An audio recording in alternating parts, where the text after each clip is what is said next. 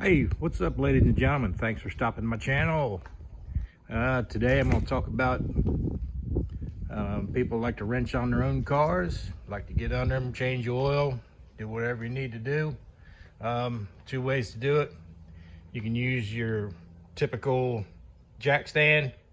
Just make sure you get jack pokes under your car, one here, and the same on the other side. Don't jack it up without them on the sides.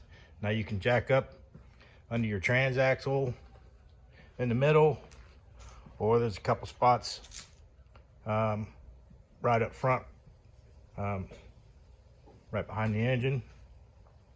Those are safe to do. Always use jack stands when you get under it. Don't rely on your hydraulic jack. That could fail. You'd be in for a mess.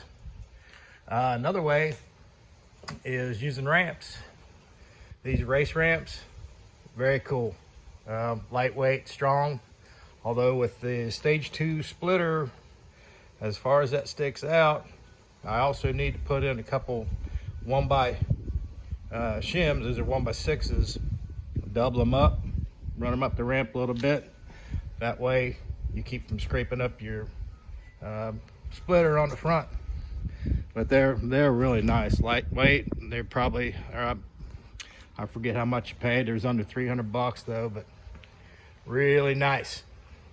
Makes it easy to get under there and change your oil. All right. Thanks for stopping by, everybody. Have a nice day.